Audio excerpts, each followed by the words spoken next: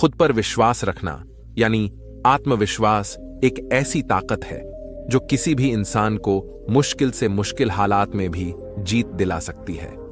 आत्मविश्वास वह शक्ति है जो व्यक्ति को उसके लक्ष्य तक पहुंचने में सबसे बड़ी मदद करती है। जब हम खुद पर विश्वास करते हैं तो कोई भी कठिनाई हमारे मार्ग में रुकावट नहीं बनती। यही सिद्धांत हमें गौतम बुद्ध की कहानी में देखने को मिलता है। उनके जीवन में ऐसी अनेक घटनाएं आईं जिन्होंने उन्हें जीवन की सच्चाई और आत्मज्ञान की ओर प्रेरित किया। यह कहानी हमें न केवल आत्मज्ञान का महत्व सिखाती है बल्कि खुद पर विश्वास रखने की ताकत को भी दर्शाती है। गौतम बुद्ध का जन्म 563 ईसा पूर्व में लुम्बिनी, वर्तमान नेपाल के शाक्य कुल में हुआ था। उनका असली नाम सिद्धार्थ था और उनके पिता शुद्धोधन कपिलवस्तु के राजा थे। राजकुमार सिद्धार्थ का जीवन भौतिक सुख सुविधाओं से परिपूर्ण था, लेकिन उनके भीतर एक गहरी असंतुष्टि थी।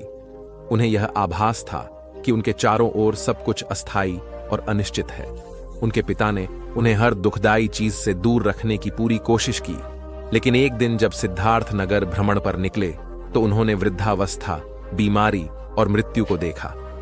इन दृश्यों ने उनके मन में गहरे सवाल खड़े कर दिए कि जीवन का असली अर्थ क्या है।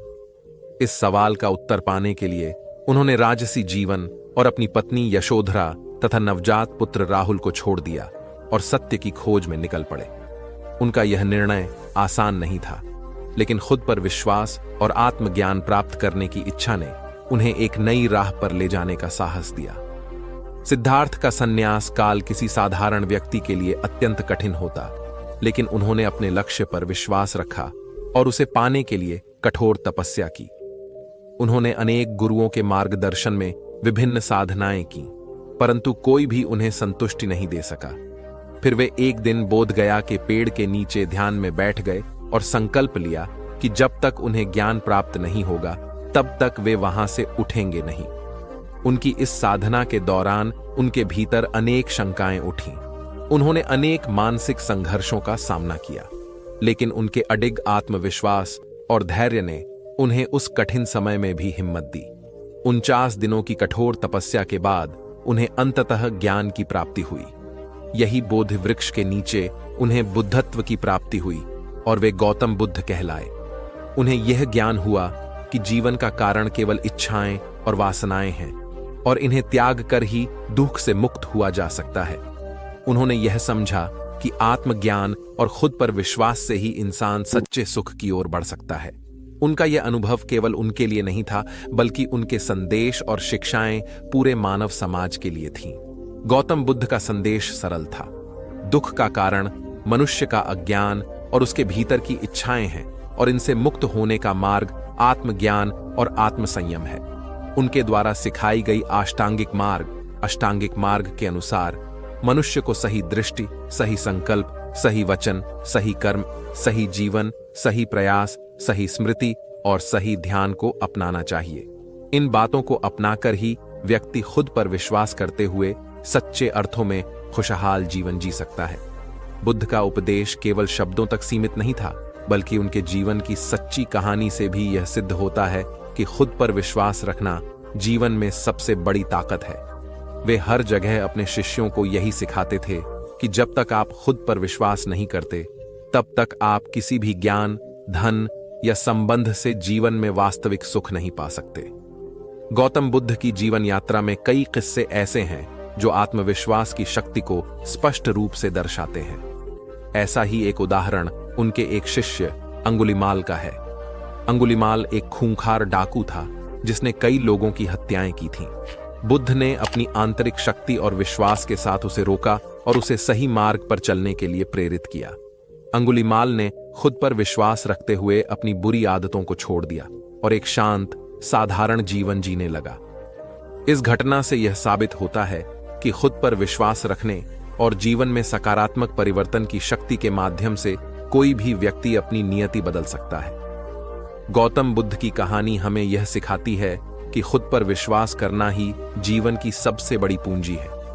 जीवन में चाहे कितनी भी कठिनाइयां आएं, अगर हम खुद पर विश्वास रखें और अपने लक्ष्य के प्रति समर्पित रहें, तो हम निश्चित रूप से अपने उद्देश्य को प्राप्त कर सकते हैं। आत्मज्ञान की खोज में गौतम बुद्ध ने जो अनुभव किया वह केवल एक धार्मिक या आध्यात्मिक संदेश नहीं है, बल्कि एक गहरा जीवन दर्शन है। जब हम खुद पर विश्वास करते हैं तब हम किसी भी परिस्थिति का सामना करने के लिए तैयार रहते हैं, और यही विश्वास हमें सही मायनों में बुद्धत्व के मार्ग पर ले जाता है। गौतम बुद्ध की कहानी हम सभी के लिए प्रेरणा का स्रोत है, जो हमें सिखाती है कि आत्मविश्वास और धैर्य से ही हम जीवन की सच्चाई और खुशी को पा सकते हैं। अकेले रहना एक ऐसा साहसिक कदम है जो हर इंसान नहीं उठा पाता। इस दुनिया में जब हर कोई किसी न किसी का सहारा खोजता है, तो अकेले रहना चुनना मानो अपने भीतर की सबसे गहरी ताकत को पहचानना है। यह कहानी है एक साधारण लड़की की, जो अपने जीवन में अकेलेपन की ताकत को समझती है और उसे अपनाकर खुद को एक नई ऊंचाई पर ले जाती है। अकेलेपन का वह सफर जहां शुरुआत में उसे डर लगता है, लेकिन अंत में वही अकेलापन उसकी सबसे बड़ी ताकत बन जाता है। रीमा का जीवन हमेशा दूसरों के साथ जुड़ा हुआ था। परिवार, दोस्तों और समाज के बीच खुश रहती थी। उसकी हर खुशी और दुख उनके साथ बांटना ही उसकी आदत बन गई थी। उसे लगता था कि किसी का सहारा होना ही सच्चे रिश्तों का आधार है। लेकिन अचानक उसके जीवन में एक ऐसा मोड़ आया जब उसे अकेले रहना पड़ गया। परिवार एक दूसरे शहर में स्थानांतरित हो गया, करीबी दोस्त अपनी अपनी राहों पर निकल गए और रीमा एक अजनबी शहर में अकेली रह गई। शुरुआत में वह अकेलापन उसे काटने को दौड़ता था। हर रात उसकी आंखें आंसुओं से भीग जाती।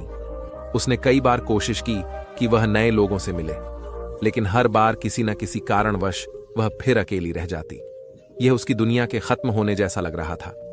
वह सोचती कि क्या वह इतनी कमजोर है कि अकेले रहने में घबरा रही है। एक रात रीमा ने अपने भीतर झांकने का फैसला किया। उसने महसूस किया कि अब उसे दूसरों के सहारे की नहीं, बल्कि अपने भीतर की ताकत की जरूरत है। उसने धीरे धीरे अपने अकेलेपन को स्वीकार करना शुरू किया और इसे अपनी सबसे बड़ी ताकत बनाने का निश्चय किया। अब वह हर दिन खुद के साथ बिताने लगी। सुबह की चाय अकेले ही बगीचे में पीती, हर शाम डायरियां लिखकर अपने विचारों को व्यक्त करती और किताबें पढ़ती जो उसे एक नई दुनिया की सैर कराती। उसने नए शौक अपनाए, कभी पेंटिंग तो कभी गिटार बजाना। इन सब के बीच उसे एक ऐसा सुकून महसूस हुआ जो उसने पहले कभी नहीं किया था। वह समझ गई कि अकेले रहना कमजोरी नहीं, बल्कि एक मौका है खुद को पहचानने का। अब उसे दूसरों के सहारे की जरूरत नहीं थी, किया कि अकेलापन वास्तव में उसका सबसे अच्छा साथी है, जो उसे उसके असली रूप में स्वीकार करता है। उसे समझ आया कि अकेले रहकर उसने अपनी असली ताकत को पहचाना और अब वह किसी भी परिस्थिति में खुश रह सकती है। रीमा की यह कहानी हमें सिखाती है कि अकेलापन कोई डरावनी चीज नहीं है, बल्कि यह एक गहरी शक्ति है जो हमें खुद से जोड़ती है। अकेले रहना हमें हमारे भीतर के डर को हराने और खुद की सच्ची पहचान पाने का रास्ता दिखाता है। असल में अकेलापन एक यात्रा है जो हमें सबसे बेहतर साथी खुद से मिलवाती है। चलिए अब आपको आज की तीसरी कहानी की ओर ले चलते हैं। अगर आप वीडियो में यहां तक बने हुए हैं तो हमारे चैनल अकेला व्यक्ति हर बार को सब्सक्राइब जरूर कर लें। चलिए फिर ज्यादा समय न लेते हुए कहानी को शुरू करते हैं। नमो बुद्धाय। जब हम गर्भ में होते हैं तब हर व्यक्ति का एक सपना होता है, एक उम्मीद होती है, और जब जीवन की यात्रा शुरू होती है तो वह सपना, वह उम्मीद हमें आगे बढ़ने का साहस देता है। यही साहस हमें गर्व और संघर्ष के साथ आगे बढ़ने की शक्ति देता है। गर्व अपने प्रतिबद्धता पर, संघर्ष उसे पूरा करने के लिए हर समस्या का सामना करने की इच्छा पर होता है। तो चलिए हम साथ मिलकर उन सपनों को साकार करने की दिशा में आगे बढ़ें और हर मुश्किल को एक नई अवसर में बदलने का संकल्प करें। एक बार एक बहुत सुंदर लड़की थी। वह इतनी सुंदर थी जो भी उसे देखता देखता ही रह जाता, पर उसे गुस्सा बहुत आता था। गुस्से में वह किसी से कुछ भी कह देती। घर के सब लोग उसकी इस आदत से बहुत परेशान थे। एक बार उसके पिता ने उसे सबक सिखाने की सोचा। उसके पिता ने उसे कुछ कील और हथौड़ा दिया और कहा, 1 महीने तक हम एक एक्टिविटी करेंगे जिसमें तुम्हें बस 1 महीने तक गुस्सा कम करना है। उसके बाद तुम चाहो जितना गुस्सा कर सकती हो, और जब भी तुम्हें गुस्सा आए और तुम किसी से बुरी तरह बोल दो तो 1 कील दीवार में लगा देना, और कोशिश करनी है गुस्सा कम करने की। लड़की तैयार हो गई। उसे जब भी गुस्सा आता और वह किसी को कुछ बोल देती तो एक कील दीवार में लगा देती। पहले दिन उसने दीवार में 30 कील लगा दी, पर धीरे धीरे दीवार में लगने वाली कील काम होने लगी। 15 ही दिन में उस लड़की ने सबसे बुरी तरह बोलना काम कर दिया। अब उसके पिता ने उससे कहा कि अगर तुम एक बार भी गुस्सा का करना होने पर किसी से बुरी तरह न बोलो तो अपने द्वारा लगाई हुई कील में से एक कील निकाल देना। लड़की ने वैसे ही किया। 1 महीने के अंत तक दीवार से सब कील निकल गई। लड़की बहुत खुश हुई कि वो इस गेम में जीत गई और अपने पिताजी से कहने लगी, देखिए सब कील दीवार से निकल गई। उसके पिता ने कहा, दीवार से कील तो निकल गई, पर क्या दीवार पहले जैसी सुंदर दिख रही है? दीवार में जगह जगह निशान पड़ गए हैं। पिता ने अपनी बेटी को समझाया, इसी तरह जब तुम किसी पर गुस्सा करती हो तो तुम्हारे रिश्तों में भी खराब निशान छूट ही जाते हैं और एक दिन यही निशान रिश्तों को भी खराब कर देते हैं। लड़की के बात समझ में आ गई और उसने उस दिन से गुस्सा करना बहुत कम कर दिया। एक बार एक व्यक्ति एक हाथी को रस्सी से बांध कर ले जा रहा था। एक दूसरा व्यक्ति इसे देख रहा था। उसे बड़ा आश्चर्य हुआ कि इतना बड़ा जानवर इस हल्की से रस्सी से बंधा जा रहा है। दूसरे व्यक्ति ने हाथी के मालिक से पूछा, यह कैसे संभव है कि इतना बड़ा जानवर एक हल्की सी रस्सी को नहीं तोड़ पा रहा और तुम्हारे पीछे चल रहा है? हाथी के मालिक ने बताया, जब ये हाथी छोटे होते हैं तो इन्हें रस्सी से बांध दिया जाता है। उस समय ये कोशिश करते हैं रस्सी तोड़ने की, पर उसे तोड़ नहीं पाते। बार बार कोशिश करने पर भी यह उस रस्सी को नहीं तोड़ पाते, तो हाथी सोच लेते हैं कि वह इस रस्सी को नहीं तोड़ सकते और बड़े होने पर कोशिश करना ही छोड़ देते हैं। दोस्तों, हम भी ऐसी बहुत सी नकारात्मक बातें अपने दिमाग में बैठा लेते हैं कि हम नहीं कर सकते और एक ऐसी ही रस्सी से अपने को बांध लेते हैं जो सच में होती ही नहीं है। एक समय की बात है, एक गुरुजी के 3 शिष्य थे। गुरुजी ने अपने 3 शिष्यों को एक पोटली में कुछ दाल के दाने बांध कर दिए और कहा, इन तीनों दानों को अपने अनुसार उपयोग करें और मुझसे 1 साल बाद आकर मिले। तीनों शिष्यों ने अपनी अपनी पोटली ली और चल दिए। पहले शिष्य ने पोटली खोली कि उसने देखा इसमें तो मात्र चने के दाने हैं। उसने वो दाने लिए और पूजा में रख लिया कि ये गुरुजी हमें प्रसाद दिया है और रोज उसकी पूजा करता।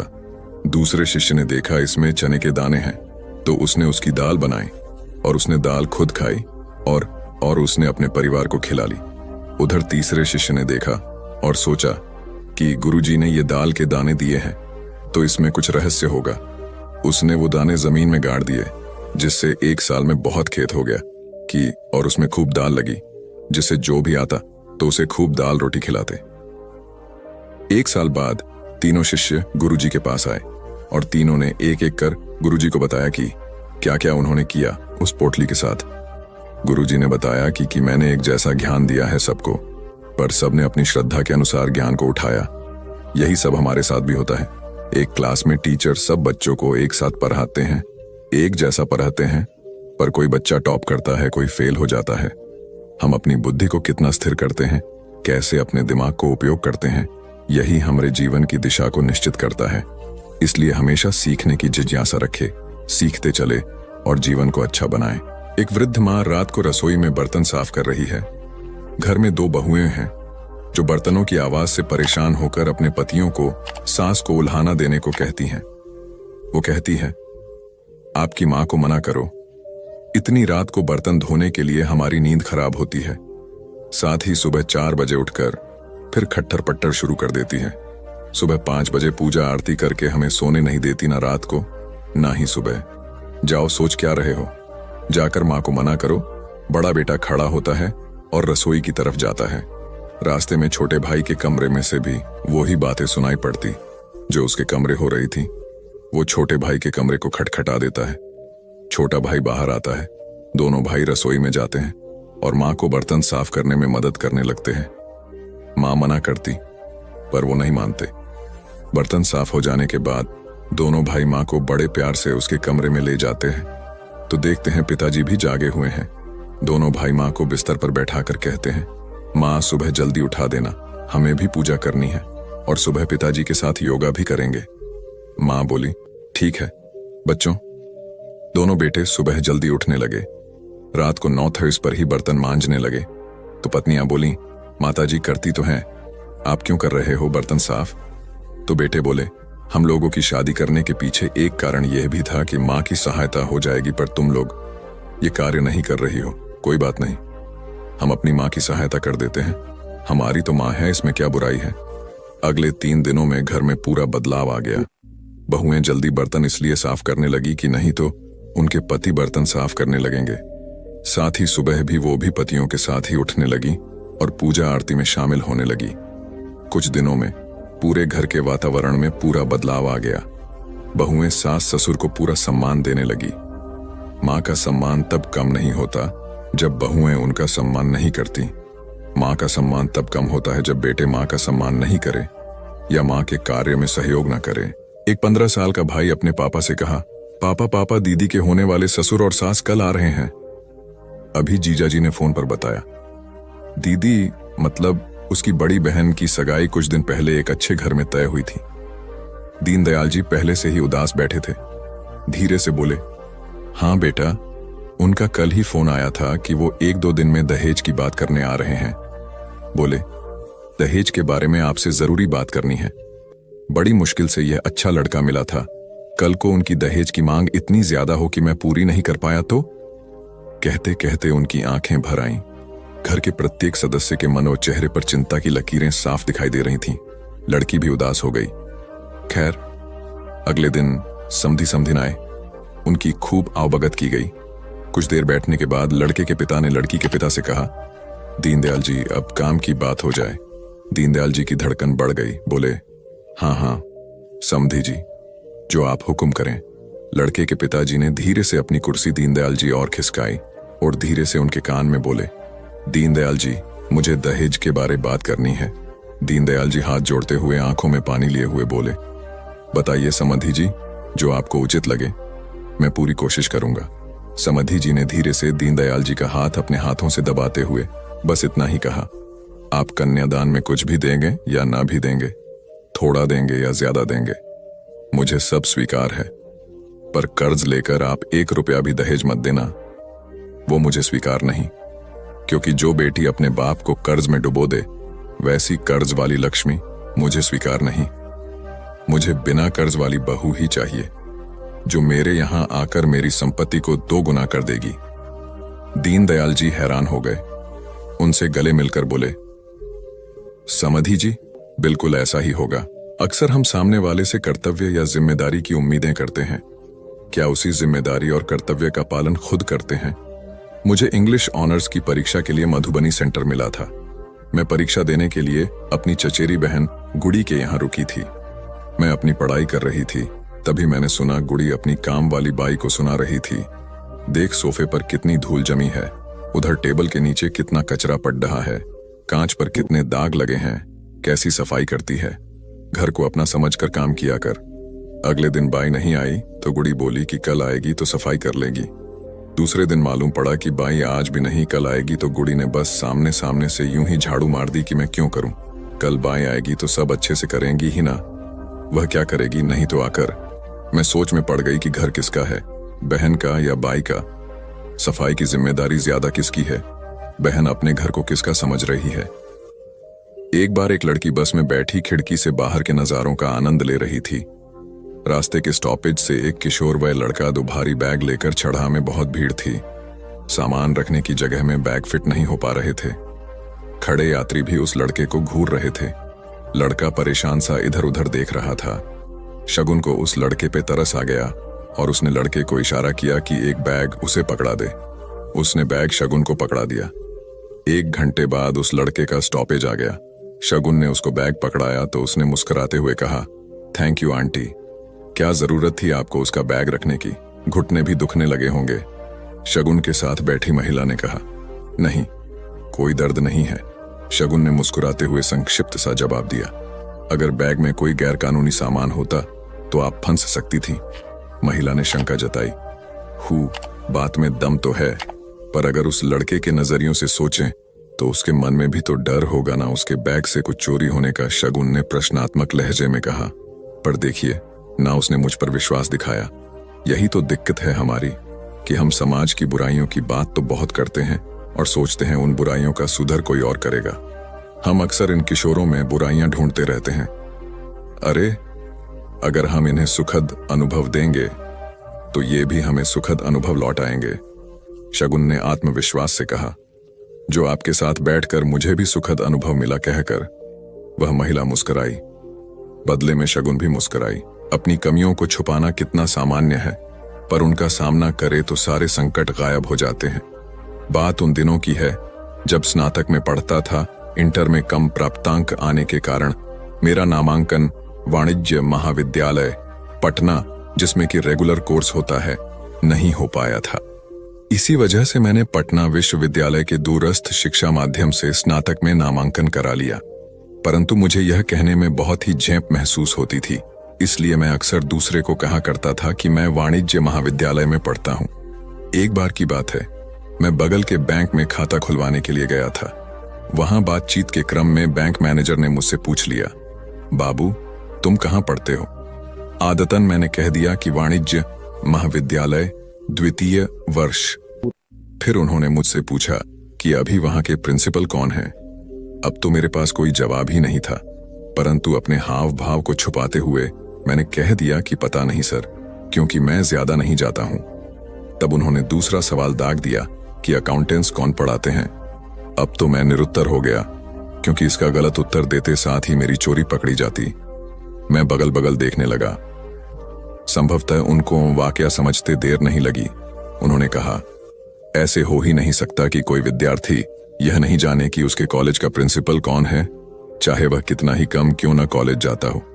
मैं भी वाणिज्य महाविद्यालय का स्टूडेंट रहा हूं, इसलिए जिज्ञासावश पूछ लिया था। मैंने बहुत ही लज्जित होकर पूरी सच्ची कहानी कह डाली। तब उन्होंने समझाया, कम नंबर आने के कारण कॉलेज में एडमिशन न हो पाना गलत नहीं है, परंतु झूठ बोलना तो निहायत ही गलत है। तुम्हारा कम नंबर आने के कारण एडमिशन नहीं हो पाया, मगर तुम अभी से कोशिश करोगे तो निश्चित ही तुम अच्छा मुकाम पा जाओगे। परंतु इसके लिए तुम्हें अपनी कमजोरी को छिपाना नहीं चाहिए, बल्कि उसको एक आधार मानकर बड़ी मजबूती से अपनी मंजिल को पाने के लिए कोशिश करनी चाहिए। बैंक मैनेजर की वह सीख हमेशा के लिए मेरे मन मस्तिष्क में अंकित हो गई। निरंतर प्रयास से आज मैं सराकरी सेवा में हूं। दो परिवार एक दूसरे के पड़ोस में ही रहते थे। एक परिवार हर वक्त लड़ता था, जबकि दूसरा परिवार शांति से और मैत्रीपूर्ण रहता था। एक दिन झगड़ालू परिवार की पत्नी ने शांत पड़ोसी परिवार से ईर्ष्या महसूस करते हुए अपने पति से कहा, अपने पड़ोसी के वहां जाओ और देखो कि इतने अच्छे तरीके से रहने के लिए वो क्या करते हैं। पति वहां गया और छुप के चुपचाप देखने लगा। उसने देखा कि एक औरत फर्श पर पोछा लगा रही है। अचानक किचन से कुछ आवाज आने पर वो किचन में चली गई। तभी उसका पति एक रूम की तरफ भागा। उसका ध्यान नहीं रहने के कारण फर्श पर रखी बाल्टी से ठोकर लगाने के कारण बाल्टी का सारा पानी फर्श पर फैल गया। उसकी पत्नी किचन से वापस आई और अपने पति से बोली, आई एम सॉरी डार्लिंग, ये मेरी गलती थी कि मैंने रास्ते से बाल्टी को नहीं हटाया। पति ने जवाब दिया, नहीं डार्लिंग, आई एम सॉरी, क्योंकि मैंने इस पर ध्यान नहीं दिया। झगड़ालू परिवार का पति जो छुपा हुआ था वापस घर लौट आया तो उसकी पत्नी ने पड़ोसी की खुशहाली का राज पूछा। पति ने जवाब दिया, उनमें और हम में बस यही अंतर है कि हम हमेशा खुद सही होने की कोशिश करते हैं। एक दूर को गलती के लिए जिम्मेदार ठहराते हैं, जबकि वो हर चीज के लिए खुद जिम्मेदार बनते हैं और अपनी गलती मानने के लिए तैयार रहते हैं। बिन बात का कलह को मूल अहंकार ही होता है। कार्य उद्यम से ही सिद्ध होते हैं, मनोरथ मात्र से नहीं। सोए हुए शेर के मुख में मृग प्रवेश नहीं करते। दो मित्र थे, दोनों के मध्य मित्रता अवश्य थी, किंतु दृष्टि और विचार दोनों के भिन्न भिन्न थे। एक आलसी था और सदैव भाग्य के भरोसे रहता। वह ईश्वर से मांगता रहता कि बिना मेहनत किए उसे सब कुछ मिल जाए। दूसरा मेहनती था, वह मूर्तियां बनाता और उससे मिलती आय से सुखपूर्वक जीवन यापन करता। पहला मित्र दुनिया के प्रत्येक आयाम को नकारात्मक दृष्टि से देखता, तो दूसरा सकारात्मकता से भरा था। एक दिन वह दोनों मित्र जंगल से होकर कहीं जा रहा थे। मार्ग में उन्हें एक सुंदर गुलाबी पत्थर दिखाई दिया। पहला मित्र उस पत्थर को भगवान का प्रतीक मानकर हाथ जोड़कर प्रार्थना करने लगा और ईश्वर से आशीर्वाद मांगने लगा। दूसरे मित्र ने उस पत्थर को बड़े ध्यान से देखा और फिर उसे उठाकर अपने घर ले गया। शीघ्र ही उसने उस पत्थर से भगवान की अत्यंत सुंदर प्रतिमा बना दी। कलाकार की इस सुंदर कला को जिसने देखा उसी ने सराहा। एक श्रद्धालु ने इस प्रतिमा को ऊंचे दाम देकर खरीद लिया। इससे मूर्तिकार को बहुत अच्छी आय हुई। एक दिन दोनों मित्र मिले और एक दूसरे का हालचाल पूछा। पहले ने दुख क्लेश प्रकट किया, किंतु दूसरे ने प्रगति और प्रसन्नता का समाचार सुनाया। दरअसल पहला मित्र परिश्रम की बजाय भाग्य के भरोसे रहता था और दूसरा कर्म में विश्वास करता था और मानता था कि सच्ची उपासना कर्मशीलता में निहित है। वास्तव में अपने समस्त कर्तव्यों का निष्काम भाव से समुचित निर्वहन ही कर्मयोग है और यही सच्ची भक्ति या उपासना है। ईश्वर भी उसकी सहायता करता है जो अपनी सहायता खुद करते हैं। एक राजा हमेशा उदास रहता था, उसका मन भटकता रहता था। लाख कोशिश करने के बावजूद उसके मन को शांति नहीं मिलती थी। राजा की इस उदासी के कारण उसका मन राजकाज के कार्यों में नहीं लगता था, जिससे राजकाज के कार्य प्रभावित हो रहे थे। राजा के दरबारी व मंत्री भी राजा की इस समस्या का समाधान नहीं कर पा रहे थे। एक बार उसके नगर में एक भिक्षु आया। भिक्षु के ज्ञानपूर्वक उपदेश से राजा बहुत प्रभावित हुआ। उसने भिक्षु से पूछा, मैं राजा हूं, मेरे पास सब कुछ है, किंतु फिर भी मेरे मन में शांति नहीं है, मुझे क्या करना चाहिए? भिक्षु ने राजा की बात पर गौर किया और फिर कुछ सोचकर बोले, राजन, आप प्रतिदिन भेष बदलकर अपनी प्रजा के बीच में जाएं और यह जानने की कोशिश करें कि प्रजा का क्या हाल है और आपका राज्य कैसा चल रहा है। राजा ने भिक्षु की बात मानी और प्रतिदिन भेष बदलकर प्रजा के बीच जाने लगा। प्रजा के बीच जाने से राजा को बहुत हैरानी वाली बातें पता लगा। उसे पता चला कि प्रजा बहुत दुखी है। उसके राजकाज के कार्यों में कम दिलचस्पी लेने की वजह से राज्य के अधिकारी लापरवाह और रिश्वतखोर हो गए हैं। जमाखोरों की वजह से दैनिक कार्यों की मूलभूत वस्तुओं के भाव बढ़ने से महंगाई बढ़ गई है। खिन्न पानी की समस्या थी तो कहीं स्वास्थ्य सुविधाओं का अभाव था। धनी लोग तथा राजा के रिश्वतखोर अधिकारी मिली भगत से राज्य की संपदा लूट रहे थे। गरीब व्यक्ति और गरीब होता जा रहा था। प्रजा में राजा के प्रति आक्रोश बढ़ता जा रहा था। किसी भी वक्त प्रजा राजा के खिलाफ विद्रोह कर सकती थी। यह सब जानकार राजा तुरंत सब कुछ भूलकर राजकाज के कार्यों में झूठ गया। रिश्वतखोर अधिकारियों को गिरफ्तार कर जेल में डाल दिया। जमाखोरों के गोदामों पर छापे मारकर सारा माल जब्त किया गया। राजा ने खुला दरबार लगाकर प्रत्यक्ष रूप से प्रजा की समस्याएं सुननी शुरू कर दी और जितनी जल्दी हो सकता था उन समस्याएं सुननी शुरू कर दी और जितनी जल्दी हो सकता था उन समस्याओं का समाधान करने लगा। प्रजा के मन में राजा के प्रति सम्मान बढ़ने लगा। कुछ दिनों बाद भिक्षु राजा से मिला और पूछा, राजन, आपको कुछ शांति प्राप्त हुई? राजा बोले, मुझे पूर्ण रूप से शांति तो नहीं मिली, किंतु जब से मैंने अपनी प्रजा के दुखों के बारे में जाना है, मैं उनके दुख निवारण में लगा हूं। इससे मेरे मन को थोड़ी थोड़ी शांति मिल रही है। तब भिक्षु ने समझाया, राजन, आपने शांति के मार्ग को खोज लिया है, बीएस उस पर आगे बढ़ते जाएं। एक राजा तभी प्रसन्न रह सकता है जब उसकी प्रजा सुखी हो। कट्ठा का सारा यह है कि देश के शासकों को आम जनता के दुख तकलीफों के बारे में गहराई से जानना चाहिए और उनका निवारण करना चाहिए। अगर आम जनता सुखी होगी तो देश के शासक भी सच्चा सुख अनुभव कर सकेंगे और देश तरक्की की राह पर चलेगा। एक रोटी की कीमत क्यों बढ़ेगी? एक बनिया था, 5 रुपए की एक रोटी बेचता था। उसे रोटी की कीमत बढ़ानी थी, लेकिन बिना राजा की अनुमति कोई भी अपने दाम नहीं बढ़ा सकता था। लिहाजा राजा के पास बनिया पहुंचा। बोला, राजा जी, मुझे रोटी का दाम 10 करना है। राजा बोला, तुम 10 नहीं 30 रुपए करो। बनिया बोला, महाराज, इससे तो हाहाकार मच जाएगा। राजा बोला, इसकी चिंता तुम मत करो, तुम 10 रुपए दाम कर दोगे तो मेरे राजा होने का क्या फायदा? तुम अपना फायदा देखो और 30 रुपए दाम कर दो। अगले दिन बनिए ने रोटी का दाम बढ़ाकर 30 रुपए कर दिया। शहर में हाहाकार मच गया। तभी सभी जनता राजा के पास पहुंचे। बोले, महाराज, ये बनिया अत्याचार कर रहा है, 5 की रोटी 30 में बेच रहा है। राजा ने अपने सिपाहियों को बोला, उस गुस्ताख बनिए को मेरे दरबार में पेश करो। बनिया जैसे ही दरबार में पहुंचा, राजा ने गुस्से में कहा, गुस्ताख, तेरी ये मजाल, तूने बिना मुझसे पूछे कैसे दाम बढ़ा दिया? ये जनता मेरी है, तू इन्हें भूखा मारना चाहता है। राजा ने बनिए को आदेश दिया, तुम रोटी कल से आधे दाम में बेचोगे, नहीं तो तुम्हारा सर कलम कर दिया जाएगा। राजा का आदेश सुनते ही पूरी जनता ने जोर से बोला, महाराज की जय हो, महाराज की जय हो, महाराज की जय हो। नतीजा सुनिए, अगले दिन से 5 की रोटी 15 में बिकने लगी। अब जनता भी खुश, बनिया भी खुश और राजा भी खुश। एक बार की बात है, यूनानी राजा मिडास था। वह बहुत अमीर था और उसके पास बहुत सारा सोना था। उसकी एक बेटी थी जिसे वह बहुत प्यार करता था। एक दिन मिदास को एक फरिश्ता मिला जिसे मदद की जरूरत थी। उसने उसकी मदद की और बदले में वह एक इच्छा देने को तैयार हो गई। मिडास की इच्छा थी कि वह जिस चीज को छुए वह सोना बन जाए। उनकी इच्छा दी गई थी। अपने घर के रास्ते में उसने चट्टानों और पौधों को छुआ और वे सोने में बदल गए। जैसे ही वह घर पहुंचा, उत्साह में उसने अपनी बेटी को गले से लगा लिया जो सोने में बदल गई थी। मिडास तबाह हो गया था और उसने अपना सबक सीख लिया था। अपना पाठ सीखने के बाद मिदास ने देवदूत से उसकी इच्छा को दूर करने के लिए कहा। मन विश्राम की मुद्रा में होता है। आज ज्यादातर लोग असमय अकारण थक जाते हैं, जिसका एक बड़ा कारण असंतुलित जीवन है।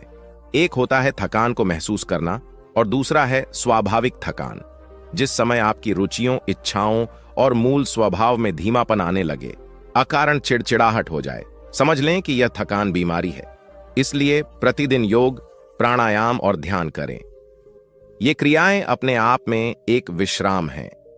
करने वाला कोई और है, हम तो महज उसके हाथों की कठपुतली हैं।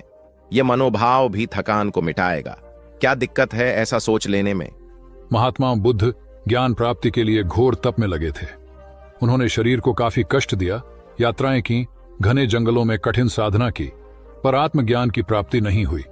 निराश हो बुद्ध सोचने लगे, मैंने अभी तक कुछ भी प्राप्त नहीं किया, अब आगे क्या कर पाऊंगा। निराशा, अविश्वास के इन नकारात्मक भावों ने उन्हें क्षुब्ध कर दिया। कुछ ही क्षणों के बाद उन्हें प्यास लगी। वे थोड़ी दूर स्थित एक झील तक पहुंचे। वहां उन्होंने एक दृश्य देखा कि एक नन्ही सी गिलहरी के 2 बच्चे झील में डूब गए।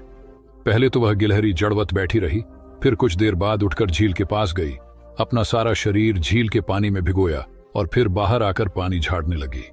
ऐसा वह बार बार करने लगी। बुद्ध सोचने लगे कि इस गिलहरी का प्रयास कितना मूर्खतापूर्ण है। क्या कभी यह इस झील को सुखा सकेगी? किंतु गिलहरी का यह क्रम लगातार जारी था।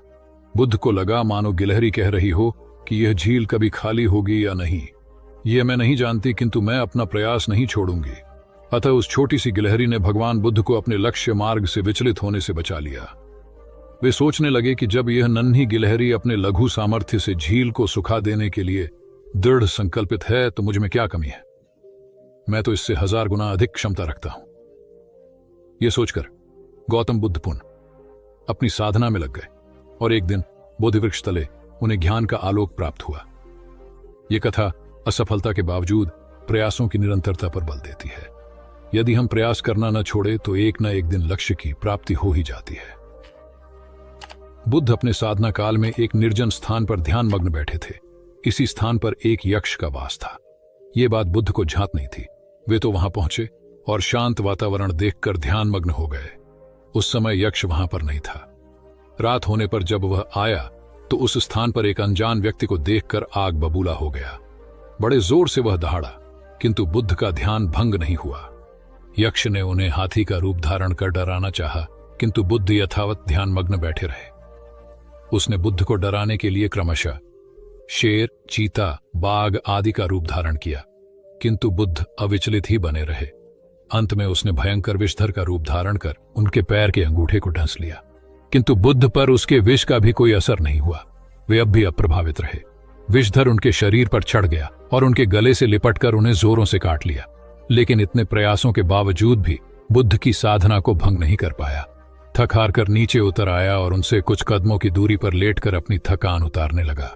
ध्यान पूर्ण होने पर बुद्ध ने उसकी तरफ देखा और उसे बहुत स्नेह से दुलारा। उनका निश्चल प्रेम देखकर सर्प का विष अमृत बन गया और यक्ष ने श्रद्धापूर्वक बुद्ध को नमन किया। कहानी का सार यह है कि मन की कलुषता पर एकाग्रता, स्नेह और संभव से ही विजय प्राप्त की जा सकती है। बौद्ध भिक्षु बोधि धर्म भ्रमण करते हुए एक गांव में पहुंचे। लोग उनका बहुत आदर करते थे। बोधि धर्म व उनके शिष्यों का ग्रामीणों ने हार्दिक सत्कार किया और फिर उनके पवित्र वचनों को सुनने के लिए उनके आसपास एकत्रित हो गए। बोधि धर्म लोगों को धर्म और आचरण विषयक अच्छी बातें सरल भाषा में समझाने लगे। तभी वहां एक व्यक्ति आया और बोधि धर्म को अपशब्द कहने लगा। उपस्थित जनसमूह ने उसे रोकने का बहुत प्रयास किया, किंतु वह नहीं माना तथा अनवरत बोधि धर्म को बुरा भला कहता रहा। लोगों ने कहा कि महाराज, ये व्यक्ति कितना उद्दंड है, निरर्थक ही आपको अपशब्द कह रहा है। बोधि धर्म उस व्यक्ति के इस आचरण पर कदापि क्रोधित नहीं हुए और लोगों से बोले कि यह भविष्य में मेरा सबसे बड़ा भक्त बनने वाला है। लोगों ने पूछा कि कैसे? बोधिधर्म ने उत्तर दिया, कोई कुम्हार के यहां घड़ा लेने जाता है तो घड़े को बजाकर देखा जाता है कि वह फूटा हुआ तो नहीं है। जब 1-2 रुपए के घड़े को कोई इतनी परख कर सकता है तो भला जिसे गुरु मानना है उसे 10-20 गालियां दिए बगैर कैसे पहचानेगा? पहले वह परीक्षा लेगा कि गुरु में धैर्य, आक्रोश व समता भाव कितना है। यह जानने के बाद ही तो वह गुरु को स्वीकारेगा। इसलिए यह व्यक्ति मुझे निरर्थक ही अपशब्द नहीं कह रहा है और आगे चलकर वास्तव में वह व्यक्ति बोधिधर्म का सबसे बड़ा भक्त बना। किसी को शिक्षा देने से पूर्व स्वयं का आचरण भी तदनुरूप होना चाहिए, तभी गुरु का महान पद मिलता है। वस्तुतः गुरु की गुरुता तभी स्वीकारी जाती है जबकि उसमें सदाचरण के सभी लक्षण मौजूद हों। महात्मा गौतम बुद्ध के श्रावस्ती में प्रवचन चल रहे थे। प्रवचन में नित्य ही बड़ी संख्या में लोग आते और विविध महत्वपूर्ण व गंभीर विषयों पर बुद्ध से ज्ञान ग्रहण करते। बुद्ध का शिष्य वर्ग भी काफी विशाल था, जो प्रवचन स्थल की व्यवस्था संभालता और बुद्ध की सेवा में सदैव तत्पर रहता। एक बार रात के समय महात्मा बुद्ध प्रवचन दे रहे थे। सदैव की भांति काफी लोग उनके प्रवचन सुन रहे थे। एक व्यक्ति जो बुद्ध के ठीक सामने बैठा था बार बार नींद के झोंके ले रहा था। बुद्ध थोड़ी देर तक तो प्रवचन देते रहे, फिर उससे बोले, वत्स, सो रहे हो? उस व्यक्ति ने हड़बड़ाकर कहा, नहीं महात्मा। बुद्ध ने पुनः प्रवचन प्रारंभ किए। वह व्यक्ति फिर ऊँघने लगा। महात्मा ने फिर वही प्रश्न दोहराया और उसने फिर अचकचाकर नहीं महात्मा कहा। ऐसा लगभग 8-10 बार हो गया। कुछ देर बाद बुद्ध ने उससे पूछा, वत्स, जीवित हो? हर बार की तरह इस बार भी उसने कहा, नहीं महात्मा। यह सुनकर उपस्थित श्रोताओं में हंसी की लहर दौड़ गई और वह व्यक्ति पूर्णतः चैतन्य हो गया। तब बुद्ध गंभीर होकर बोले, वत्स, निद्रा में तुम्हारे मुख से सही उत्तर मिल ही गया। जो निद्रा में है वह मृतक समान ही है। महात्मा बुद्ध का संकेत था कि गुरु से ज्ञान ग्रहण करते वक्त सजगता अत्यंत आवश्यक है। गाफिल रहने की स्थिति में ज्ञान की प्राप्ति पूर्ण नहीं होती और अध का चरा ज्ञान सदैव खतरनाक साबित होता है। कथा सिद्धार्थ के जीवन के उस दौर की है जब वे बुद्धत्व को प्राप्त नहीं हुए थे और निरंजना नदी के तटीय वनों में वृक्ष के नीचे ध्यान करते थे। सिद्धार्थ प्रतिदिन ध्यान करने के बाद पास के किसी गांव में चले जाते और भिक्षा मांगकर लौट आते। कुछ दिनों के बाद उन्होंने भिक्षाटन पर जाना बंद कर दिया, क्योंकि एक गांव के प्रधान की छोटी बेटी सुजाता उनके लिए नित्य भोजन लाने लगी। सिद्धार्थ को वह बड़े स्नेह से भोजन कराती थी। कुछ दिनों बाद उसी गांव का एक चरवाहा भी सिद्धार्थ से प्रभावित होकर उनके पास आने लगा। उसका नाम स्वस्थि था। एक दिन स्वस्थि से सिद्धार्थ बातें कर रहे थे कि सुजाता भोजन लेकर आई। जैसे ही सिद्धार्थ ने भोजन करना शुरू किया, उन्होंने बातचीत बंद कर दी। जितनी देर तक वे भोजन करते रहे, बिल्कुल चुप रहे और वहां सन्नाटा छाया रहा। स्वस्थि को हैरानी हुई। उसने सिद्धार्थ के भोजन करने के उपरांत उनसे पूछा, गुरुदेव, आप मेरे आने के बाद निरंतर वार्तालाप करते रहे, किंतु भोजन के समय एक शब्द भी नहीं बोले। इसका क्या कारण है? सिद्धार्थ बोले, भोजन का निर्माण बड़ी कठिनाई से होता है। किसान पहले बीज बोता है, फिर पौधों की रखवाली करता है और तब कहीं जाकर अनाज पैदा होता है। फिर घर की महिलाएं उसे बड़े जतन से खाने योग्य बनाती हैं।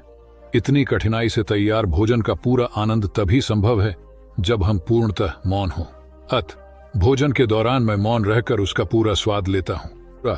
वस्तुतः शांति से किया गया भोजन न केवल शारीरिक भूख को तृप्त करता है, बल्कि मानसिक आनंद और सात्विक ऊर्जा भी देता है।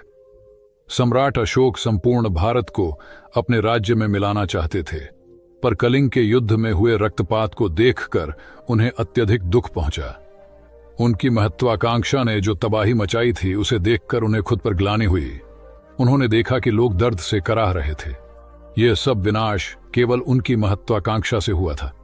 यह सब देखकर अशोक के मन में विनाश का पथ छोड़कर नेकी के रास्ते पर चलने का विचार जगा। अशोक की राजधानी पाटलिपुत्र थी। पाटलिपुत्र अब पटना के रूप में जाना जाता है। पटना से गया भी अधिक दूर नहीं है, जहां बोधि वृक्ष के नीचे महात्मा बुद्ध को ज्ञान प्राप्त हुआ था। बुद्ध के अष्टप्रद मार्ग, शांति व दया के संदेश ने अशोक के दिलो दिमाग में इतनी उथल पुथल पैदा कर दिया कि उन्होंने उस मार्ग को अपनाने का फैसला किया। इस पथ पर चलने से उन्होंने इतिहास में अपनी अमिट छाप छोड़ी। अशोक ने अपने पुत्र को सिलोन, अब श्रीलंका, और अन्य कई लोगों को सुदूर क्षेत्रों में दूत बनाकर भेजा। एक निर्दयी महत्वाकांक्षा एक ऐसे पवित्र उद्देश्य में बदल चुकी थी जिसमें कुछ अच्छा कर गुजरने की करुणा और प्रेम के संदेश को चारों ओर फैलाने की इच्छा थी। करुणा केवल दया भावना मात्र नहीं है, ये आपके अंदर दूसरों की मदद करने की तीव्र इच्छा पैदा करती है। इसी भावना ने बुद्ध को भगवान और अशोक को महान बनाया। तथागत बुद्ध उन दिनों मगध प्रवास पर थे, साथ में शिष्यों का बड़ा समूह भी था। प्रतिदिन बुद्ध के प्रवचन होते, जिनका लाभ लेने के लिए बड़ी संख्या में लोग आते। इन लोगों में साधारण जन के साथ विशिष्ट हस्तियां भी शामिल रहती थीं। हालांकि बुद्ध सभी के प्रति समान रूप से प्रेम व आत्मीयता का व्यवहार रखते थे। इन लोगों में नगर सेठ का पुत्र भी था, जो बड़े ध्यान से बुद्ध के प्रवचन सुनता था। वह नित्य ही बुद्ध के शिष्यों के समक्ष बुद्ध की तारीफों के पुल बांधता और धन्य धन्य भाव से घर जाता। एक दिन प्रवचन समाप्त होने के बाद उसने किसी शिष्य से कहकर बुद्ध से मिलने की हार्दिक इच्छा प्रकट की। जब उसे बुद्ध के सामने ले जाया गया तो उसने उन्हें साष्टांग प्रणाम कर कहा, भगवान, आप जैसा तपस्वी और ज्ञानी व्यक्ति पहले न कभी हुआ था और न भविष्य में होगा। यह सुनते ही बुद्ध ने उसकी बात बीच में ही रोककर कहा, वत्स, क्या तुमने इतना अध्ययन कर लिया है कि अब तक कितने संत महापुरुष हुए हैं, और क्या भविष्य भी जान चुके हो कि आगे और कोई नहीं होगा? युवक लज्जित भाव से चुप खड़ा रहा, क्योंकि इस बात का उसके पास कोई जवाब नहीं था। बुद्ध ने अपनी बात समाप्त करते हुए उसे सीख दी, सदैव अपनी आंखें खुली रखो। जो जैसा है उसे वैसा ही महत्व दो, किसी से उसकी तुलना मत करो। कथा का सार यह है कि किसी भी क्षेत्र के अधिकारी विद्वान की स्वतंत्र रूप से प्रशंसा करना उचित है, किंतु सर्वश्रेष्ठ बताना अनुचित, क्योंकि श्रेष्ठता को व्यक्ति, समय व स्थान की सीमाओं में नहीं बांधा जा सकता। आनंद भगवान बुद्ध के प्रमुख व प्रिय शिष्य थे। उनके स्वभाव में उदारता, स्नेह व सहिष्णुता जैसे गुण शामिल थे। वे सभी के प्रति समान व्यवहार करते थे। उनकी दृष्टि में कोई छोटा या बड़ा नहीं था। एक बार आनंद कहीं जा रहे थे। रास्ते में उन्हें बड़े जोर की प्यास लगी। आसपास देखा तो निकट ही कुआं दिखाई दिया। वे वहां पहुंचे। कुएं से एक लड़की पानी भर रही थी। आनंद ने उसके पास जाकर कहा, बहन, मैं बड़ी दूर से आ रहा हूं, मुझे बहुत जोर से प्यास लगी है, कृपा कर पानी पिला दो। उनकी बात सुनते ही लड़की कांप उठी, क्योंकि वह अछूत जाति की थी। वह जानती थी कि किसी ऊंची जाति के व्यक्ति को पानी पिलाना उसके अधिकार क्षेत्र से बाहर है। वह निगाह नीची कर चुपचाप खड़ी रही। आनंद ने प्यास से व्याकुल होकर फिर कहा, बहन, तुमने सुना नहीं, प्यास के मारे मेरे प्राण निकले जा रहे हैं, मुझे पानी पिला दो। लड़की भयवश कुछ नहीं बोल पाई। जब आनंद ने बड़े स्नेह से उससे पानी न पिलाने का कारण पूछा तो वह बोली, मैं निम्न जाति की कन्या हूं, आपको पानी कैसे पिला सकती हूं? उसकी बात सुनकर आनंद ने कहा, बहन, मैंने तुमसे पानी मांगा है, जाति तो नहीं पूछी। आनंद की उदारता ने उस कन्या का भय दूर कर दिया और उन्हें पानी पिलाकर वह धन्य हो गई। कथा का सार यह है कि ईश्वर की दृष्टि सम होने के कारण उसने सभी मनुष्यों को समान शरीर, बुद्धि और भावना से नवाजा है। अपने सृष्टिकर्ता के विरुद्ध जाकर मानव मानव में भेद करना सर्वथा अनुचित है। एक बार भगवान बुद्ध अपने शिष्यों के साथ पाटलिपुत्र पहुंचे। सभी लोग एक विहार में रुके। भोजन के बाद बुद्ध ने आनंद से अगले दिन से प्रवचन आरंभ करने को कहा। अगले दिन बुद्ध का प्रवचन सुनने बड़ी संख्या में लोग उपस्थित थे। बुद्ध प्रवचन देने के बाद लोगों से मिलते, उनकी समस्याएं सुनते और नेक सलाह देते। एक दिन प्रवचन के समय बुद्ध के शिष्य आनंद ने उनसे पूछा, भंते, आपके सामने हजारों लोग बैठे हैं, बताइए कि इनमें सबसे सुखी कौन है? बुद्ध ने एक विहंगम दृष्टि भीड़ पर डालते हुए कहा, वह देखो, सबसे पीछे एक दुबला पतला फटे वस्त्र पहने जो आदमी बैठा है, वह सर्वाधिक सुखी है। आनंद सहमत नहीं हुआ। वह बोला, यह कैसे संभव है? वह तो बहुत दयनीय जान पड़ता है। बुद्ध ने अपनी बात सिद्ध करने के लिए बारी बारी से सामने बैठे लोगों से पूछा, तुम्हें क्या चाहिए? किसी ने संतान मांगी तो किसी ने मकान, कोई रोग मुक्ति चाहता था तो कोई अपने शत्रु पर विजय। ऐसा एक भी व्यक्ति नहीं था जिससे कोई इच्छा ना हो। अंत में बुद्ध ने उस फटेहाल आदमी को बुलाकर पूछा, तुम्हें क्या चाहिए? उसने हाथ जोड़कर जवाब दिया, कुछ नहीं, यदि ईश्वर को मुझे कुछ देना ही है तो बस इतना कर दें कि मेरे अंदर कभी कोई चाह पैदा ना हो। मैं ऐसे ही स्वयं को सबसे बड़ा सुखी मानता हूं। उसकी बात सुनकर आनंद से बुद्ध ने कहा, आनंद, जहां चाह है वहां सुख नहीं हो सकता। आनंद ने बुद्ध की इस शिक्षा को सदा के लिए गांठ बांध लिया। सार यह है कि लालसा से लोभ बढ़ता है, जो असंतोष का जनक होता है। यदि सही अर्थों में सुख पाना है तो किसी लालसा की बजाय उपलब्ध स्थितियों में संतुष्ट रहना चाहिए। गौतम बुद्ध ने बहुत से अज्ञानी लोगों को सम्यक दृष्टि प्रदान की थी। तब को बात है, कौसाम्बी में एक ब्रह्मचारी रहता था। उसे अभिमान था कि उस जैसा कोई विद्वान नहीं है, इसलिए अपने साथ सदैव जलती मशाल रखता था। गौतम बुद्ध ने देखा तो उससे पूछा, अरे ये मशाल लिए क्यों घूमते हो? ब्रह्मचारी ने उत्तर दिया, सभी प्राणी अंधकार और अज्ञान में पथश्रष्ट हैं, उन्हें रास्ता दिखाने के लिए मशाल लिए घूमता हूं। तथागत ने पूछा, क्या तुम्हें 4 प्रकार की विद्याओं, शब्द विद्या, नक्षत्र विद्या, राज विद्या व युद्ध विद्या का पूर्ण ज्ञान है? ब्रह्मचारी ने अपनी अनभिज्ञता प्रकट करते हुए मशाल फेंक कर तथागत के चरणों में मस्तक झुका दिया। उसका ज्ञान गर्व चूर हो गया। जो दूसरों को मूर्ख समझकर उनसे घृणा करता है, वो उस व्यक्ति की तरह है जो स्वयं अंधा होकर दूसरों को मशाल दिखाता घूमता है। अहंकारी कभी विवेकवान नहीं हो सकता और बिना विवेक के सत असत का ज्ञान नहीं हो सकता। अंततः ऐसे विवेकांत व्यक्ति को जीवन में कोई उपलब्धि प्राप्त नहीं होती, हताशा ही हाथ लगती है। काशाय वस्त्र पहन लिए। उसने सुना, आप एकाहारी हो गए हैं, वह भी एकाहारी हो गई। आपने उत्तम पलंग पर सोना त्याग दिया है तो इसने भी त्याग दिया। आपने माला का त्याग किया, गंध का त्याग किया तो इसने भी वह सब त्याग दिया। मायके वाले इसे संदेश भेजते हैं, वे इसे ले जाना चाहते हैं, लेकिन यह यहीं रहती है, इसी कक्ष में। यह गुण की मूर्ति है।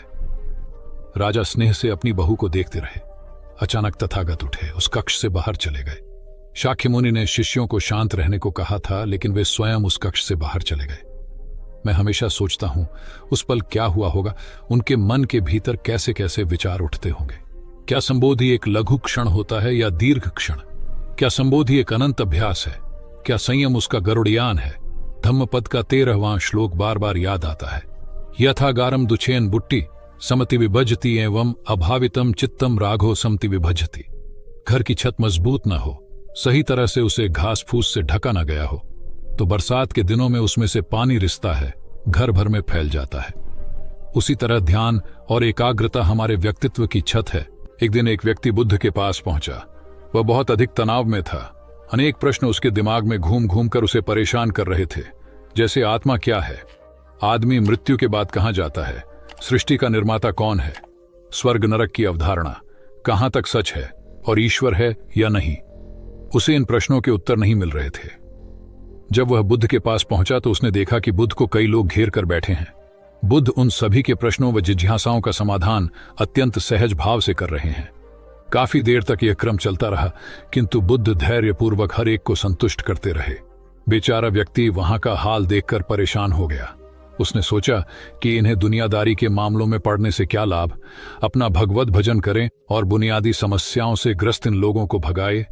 किंतु बुद्ध का व्यवहार देखकर तो ऐसा लग रहा था मानो इन लोगों का दुख उनका अपना दुख है। आखिर उस व्यक्ति ने पूछ ही लिया, महाराज, आपको इन सांसारिक बातों से क्या लेना देना? बुद्ध बोले, मैं ज्ञानी नहीं हूं और इंसान हूं।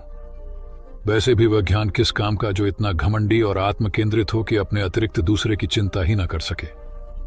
ऐसा ज्ञान तो अज्ञान से भी बुरा है। बुद्ध की बातें सुनकर व्यक्ति को उलझन दूर हो गई। उस दिन से उसकी सोच व आचरण दोनों बदल गए। कथा का सार यह है कि ज्ञान तभी सार्थक होता है जब वह लोक कल्याण में संलग्न हो। महात्मा बुद्ध ने युवक को सत्संग का महत्व समझाया। महात्मा बुद्ध एक गांव में ठहरे हुए थे। वे प्रतिदिन शाम को वहां पर सत्संग करते थे। भक्तों की भीड़ होती थी क्योंकि उनके प्रवचनों से जीवन को सही दिशा बोध प्राप्त होता था। बुद्ध की वाणी में गजब का जादू था। तब बुद्ध ने उसे समझाया, यदि इसी तरह उसे पानी में निरंतर डालते रहोगे तो कुछ ही दिनों में ये छेद फूलकर बंद हो जाएंगे और टोकरी में पानी भर पाओगे। इसी प्रकार जो निरंतर सत्संग करते हैं उनका मन एक दिन अवश्य निर्मल हो जाता है। अवगुणों के छिद्र भरने लगते हैं और गुणों का जल भरने लगता है। युवक ने बुद्ध से अपनी समस्या का समाधान पा लिया। निरंतर सत्संग से दुर्जन भी सज्जन हो जाते हैं, क्योंकि महापुरुषों की पवित्र वाणी उनके मानसिक विकारों को दूर कर उनमें सद्विचारों का आलोक प्रसारित कर देती है। एक आदमी को बुद्ध ने सुझाव दिया कि दूर से पानी लाते हो, क्यों नहीं अपने घर के पास एक कुआं खोद लेते? हमेशा के लिए पानी की समस्या से छुटकारा मिल जाएगा। सलाह मानकर उस आदमी ने कुआं खोदना शुरू किया, लेकिन 7-8 फीट खोदने के बाद उसे पानी तो क्या, गीली मिट्टी का भी चिन्ह नहीं मिला। उसने वह जगह छोड़कर दूसरी जगह खुदाई शुरू की, लेकिन 10 फीट खोदने के बाद भी उसमें पानी नहीं निकला। उसने फिर तीसरी जगह कुआं खोदना शुरू किया, लेकिन यहां भी उसे निराशा ही हाथ लगी। इस क्रम में उसने 8-10 फीट के 10 कुएं खोद डाले, लेकिन पानी कहीं नहीं मिला। वह निराश होकर बुद्ध के पास गया। उसने बुद्ध को बताया कि मैंने 10 कुएं खोद डाले, मगर पानी एक में भी नहीं निकला। बुद्ध को आश्चर्य हुआ। वे स्वयं चलकर उस स्थान पर आए जहां उसने 10 गड्ढे खोदे हुए थे। बुद्ध ने उन गड्ढों की गहराई देखी और सारा माजरा समझ गए। फिर वे बोले, 10 कुएं खोदने की बजाय एक कुएं में ही तुम अपना सारा परिश्रम लगाते तो पानी कब का मिल गया होता। तुम सब गड्ढों को बंद कर दो, केवल एक को गहरा करते जाओ, पानी निकल आएगा। उसने बुद्ध को बात मानकर ऐसा ही किया। परिणाम स्वरूप कुआं पूर्ण होते ही पानी निकल आया। सबने भगवान बुद्ध की जय जयकार की। धन्ना सेठ के पास 7 पुश्तों के पालन पोषण जितना धन था। उसका व्यापार चारों तरफ फैला हुआ था, किंतु फिर भी उसका मन अशांत रहता था। कभी धन की सुरक्षा की चिंता, तो कभी व्यापारिक प्रतिस्पर्धा में आगे निकलने का तनाव। चिंता और तनाव के कारण वह अस्वस्थ रहने लगा। उसके मित्र ने उसकी गिरती दशा देखी तो उसे बुद्ध के पास जाने की सलाह दी। सेठ बुद्ध के पास पहुंचा और अपनी समस्या बताई। बुद्ध ने उसे सांत्वना देते हुए कहा, तुम घबराओ मत, तुम्हारा कष्ट अवश्य दूर होगा। बस तुम यहां कुछ दिन रहकर प्रभु का ध्यान किया करो। बुद्ध के कहे अनुसार सेठ ने रोज ध्यान करना शुरू कर दिया, किंतु सेठ का मन ध्यान में नहीं लगा। वह जैसे ही ध्यान करने बैठता, उसका मन फिर अपनी दुनिया में चला जाता। उसने बुद्ध को यह बात बताई, किंतु बुद्ध ने कोई उपाय नहीं बताया। थोड़ी देर बाद जब सेठ बुद्ध के साथ वन में सायंकालीन भ्रमण कर रहा था, तो उसके पैर में एक कांटा चुभ गया। वह दर्द के मारे कराहने लगा। बुद्ध ने कहा, बेहतर होगा कि तुम जी कड़ाकर कांटे को निकाल दो, तब इस दर्द से मुक्ति मिल जाएगी। सेठ ने मन कड़ाकर कांटा निकाल दिया। उसे चैन मिल गया। तब बुद्ध ने उसे समझाया, ऐसे ही लोभ, मोह, क्रोध, घमंड व द्वेष के कांटे तुम्हारे मन में गड़े हैं। जब तक अपने मन की संकल्प शक्ति से उन्हें नहीं निकालोगे, अशांत ही रहोगे। सेठ का अज्ञान बुद्ध के इन शब्दों से दूर हो गया और उसने निर्मल हृदय की राह पकड़ ली। अपनी कुप्रवृत्तियों से मुक्ति के लिए संकल्पबद्धता अनिवार्य है। जब तक व्यक्ति दृढ़ निश्चय न कर ले, वह अपनी गलत आदतों से मुक्त नहीं हो सकता। बुद्ध की शिक्षा से गांव का उद्धार हुआ। एक युवक ने बुद्ध से आकर कहा, मेरा गांव अशिक्षित है। मैं अपने परिवार से झगड़कर थोड़ा बहुत पढ़ पाया हूं। आगे और पढ़ना चाहता हूं, किंतु सभी रोक रहे हैं। घर के लोग सोचते हैं कि खेती में खूब पैसा है और उसके लिए किसी शिक्षा की आवश्यकता नहीं है। यही सोच गांव वालों की भी है। कृपया आप मेरे गांव चलकर वहां शिक्षा का प्रसार करवाइए। बुद्ध युवक की बात मानकर गांव आ गए। धर्मभीरू ग्रामीणों ने बुद्ध का सत्कार किया और रोज उनके प्रवचन सुनने आने लगे। बुद्ध जब भी शिक्षा का महत्व बताते, ग्रामीण विरोधी मत रखते। एक दिन एक महिला अपने 5 साल के बच्चे के लिए पूछने लगी कि उसे किस उम्र से शिक्षा दिलवाए। तब बुद्ध ने समझाया कि तुम्हें तो 5 वर्ष पूर्व उसकी शिक्षा शुरू कर देनी थी। उसे क्या खाना है, क्या नहीं, कैसे क्या बोलना है आदि बातें शुरू से सिखाओगी, तभी तो वह अपना उचित ख्याल रख सकेगा। बुद्ध की यह बात महिला सहित सभी ग्रामीणों को समझ में आ गई। उन्होंने अपने बच्चों को विद्यालय भेजना शुरू किया। यह समय वर्षा का था। युवक ने लोगों को जल संग्रहण की तकनीक बताई। अधिकांश ने उपहास किया, किंतु युवक अपना काम करता रहा। बुद्ध का सहयोग प्राप्त था, इसलिए किसी ने उसका खुलकर विरोध नहीं किया। जब गर्मी में भीषण जल संकट के कारण फसलें सूखने लगीं, तो युवक ने कुएं खुदवाए, जिनमें जल संग्रहण की तकनीक के कारण खूब पानी निकला। ग्रामीण अब शिक्षा का महत्व समझ चुके थे। धीरे धीरे संपूर्ण गांव शिक्षित हो गया। ज्ञान हर उम्र में अर्जित किया जा सकता है। यही ज्ञान हमें जीवन में आने वाली समस्याओं के समाधान की राह सुझाता है। एक गांव में 2 भाई रहते थे जो अपनी शैतानियों के लिए कुख्यात थे। उन्हें दूसरों को परेशान करने में बड़ा आनंद आता था। वे हर समय किसी न किसी को परेशान करने में लगे रहते थे। गांव के लोगों के साथ साथ उनके माता पिता भी उनकी ऐसी हरकतों के कारण बहुत दुखी थे।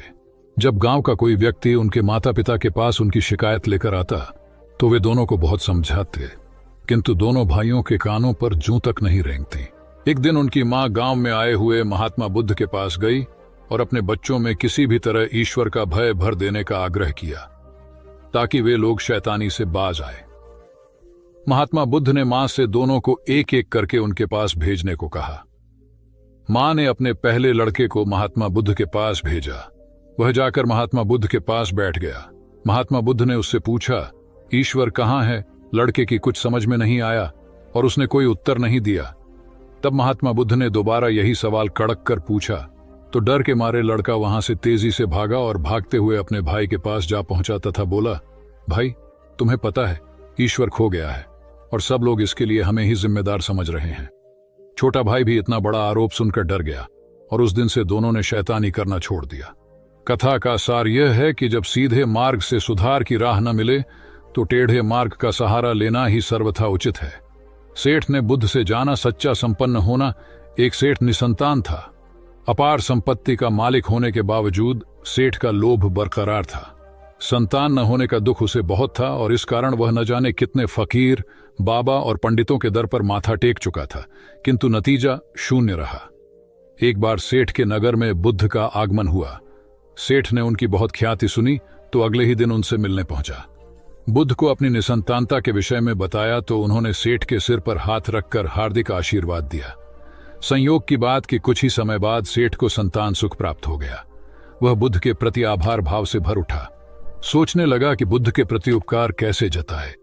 विचार करने के उपरांत उसने एक बक्से में बेशकीमती हीरे जवाहरात रखे और बुद्ध के पास पहुंचा। बुद्ध को प्रणाम निवेदित कर सेठ बोला, महाराज, आपकी कृपा से मुझे संतान का मुख देखने को मिला। मैं आपके लिए कुछ करना चाहता हूं, सो यह तुच्छ भेंट लाया हूं। बुद्ध ने हीरे जवाहरात देखते ही अस्वीकार कर दिए। उन्होंने कहा, मेरे लिए धन व्यर्थ है, इसे तुम ही रखो। जब सेठ अधिक आग्रही हुआ तो बुद्ध बोले, मैं निर्धनों से दान नहीं लेता। आश्चर्यचकित सेठ ने कहा, पर मैं तो निर्धन नहीं हूं, अपार धन संपत्ति मेरे पास है। मेरी तिजोरियां सोने चांदी, गहनों व जवाहरातों से भरी हुई हैं। रात दिन परिश्रम कर मैं इस संपत्ति को दिन दूनी रात चौगुनी कर रहा हूं, फिर मैं निर्धन कैसे हूं?